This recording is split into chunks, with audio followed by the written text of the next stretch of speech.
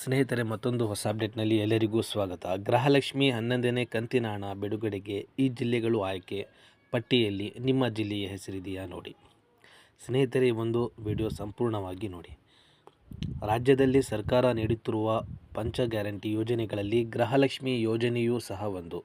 ಸರ್ಕಾರ ಮಹಿಳೆಯ ಸಬಲೀಕರಣಕ್ಕಾಗಿ ಹಲವು ಮಹಿಳಾ ಅಭಿವೃದ್ಧಿ ಪರ ಯೋಜನೆಗಳನ್ನು ಜಾರಿಗೆ ತಂದಿರುವುದು ಹೌದು. ರಾಜ್ಯದಲ್ಲಿ ಶಕ್ತಿ ಯೋಜನೆಯ ಮೂಲಕ ಮಹಿಳೆಯರಿಗೆ ರಾಜ್ಯದ ಯಾವುದೇ ಮೂಲೆಯಲ್ಲಾದರೂ ಸಹ ಉಚಿತವಾಗಿ KSRTC ವಾಹನಗಳ ಮುಖಾಂತರ ಪ್ರಯಾಣಿಸುವ ಸೌಲಭ್ಯವನ್ನು ಕಲ್ಪಿಸಿಕೊಟ್ಟಿದೆ. ಹಾಗೆಯೇ ಗೃಹಲಕ್ಷ್ಮಿ ಯೋಜನೆಯ ಮೂಲಕ ಮನೆಯ ಯಜಮಾನಿಗೆ ಮಾಸಿಕ 2,000 ರು ಅವರ ಬ್ಯಾಂಕ್ ಖಾತೆಗೆ ನೇರವಾಗಿ ಜಮಾ ಮಾಡುವ ಕೆಲಸವನ್ನು ಸರ್ಕಾರ ಮಾಡುತ್ತಿದೆ. ಕೆಲವು ದಿನಗಳ ಹಿಂದೆ ಈ ರಾಜ್ಯದಲ್ಲಿರುವ ಕಾಂಗ್ರೆಸ್ ಸರ್ಕಾರ ಈ ಯೋಜನೆಯನ್ನು ಜಾರಿ ಮಾಡಿ 1 ವರ್ಷ ಪೂರ್ಣಗೊಳಿಸಿತು. ಇಲ್ಲಿಯವರೆಗೆ ಗೃಹಲಕ್ಷ್ಮಿ ಯೋಜನೆ 10 ಕಂತುಗಳ ಹಣ ಮಹಿಳೆಯರ ಖಾತೆಗೆ ಜಮಾ ಮಾಡಲಾಗಿದೆ. ಸರ್ಕಾರ ಇನ್ನೇನು ಕೆಲವು ದಿನಗಳಲ್ಲಿ ಗೃಹಲಕ್ಷ್ಮಿ ಯೋಜನೆಯ 11ನೇ ಕಂತಿನ ಹಣ ಬಿಡುಗಡೆ ಮಾಡಲಿದೆ. ಆದರೆ ಕೆಲವು ಮಹಿಳೆಯರಿಗೆ ಹಿಂದಿನ 9 ಮತ್ತು 10ನೇ ಕಂತಿನ ಹಣ ಬಂದಿರುವುದಿಲ್ಲ. ನಿಮಗೂ ಸಹ ಗೃಹಲಕ್ಷ್ಮಿ ಯೋಜನೆಯ ಹಿಂದಿನ ಕಂತುಗಳ ಹಣ ಬರುವುದು ಬಾಕಿ ಉಳಿದಿದ್ದರೆ ಈ ಕೆಳಗಡೆ ನೀಡಿರುವ ಕ್ರಮಗಳನ್ನು ಅನುಸರಿಸಿ. ನಿಮ್ಮ ರೇಷನ್ ಕಾರ್ಡ್ ಮತ್ತು ಆಧಾರ್ ಕಾರ್ಡನ್ನು ಅಪ್ಡೇಟ್ ಮಾಡಿಸಿಕೊಳ್ಳಿ. ಬ್ಯಾಂಕ್ ಖಾತೆ ಮತ್ತು ಆಧಾರ್ ಕಾರ್ಡ್ನಲ್ಲಿರುವ ವಿವರಗಳು ಸರಿಯಾಗಿ ಇದೆಯಾ ಅನ್ನುವುದು ಪರಿಶೀಲಿಸಿ.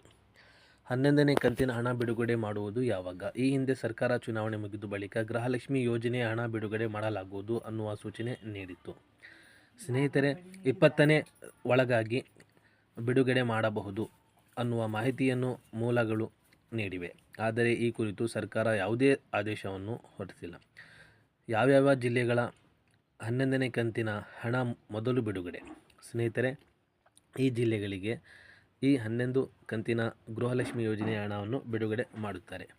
ಮಾಹಿತಿಯ ಪ್ರಕಾರ ಈ ಕೆಳಗಡೆ ನೀಡಿರುವ ಜಿಲ್ಲೆಗಳ 11ನೇ ಕಂತಿನ ಗೃಹಲಕ್ಷ್ಮಿ ಹಣವನ್ನು ಮೊದಲ ಹಂತದಲ್ಲಿ ಬಿಡುಗಡೆ ಮಾಡಲಾಗುವುದು. ಬೀದರ್, ರಾಯಚೂರು, ಕೊಪ್ಪಳ, ಯಾದಗಿರಿ, ವಿಜಯಪುರ, ಕಲಬುರಗಿ, ಬಳ್ಳಾರಿ, ಬಾಗಲಕೋಟೆ, ಗದಗ ಮತ್ತು ಹಾವೇರಿ. ಸ್ನೇಹಿತರೆ, ಈ ಒಂದು ಮಾಹಿತಿ ನಿಮಗೆ ಇಷ್ಟವಾದ ರೀತಿಯಲ್ಲಿ ಸ್ನೇಹಿತರನ್ನು ಶೇರ್ ಮಾಡಿ ಹಾಗೂ ನಮ್ಮ ಚಾನಲನ್ನು ಸಬ್ಸ್ಕ್ರೈಬ್ ಮಾಡಿ. Thanks for watching this video.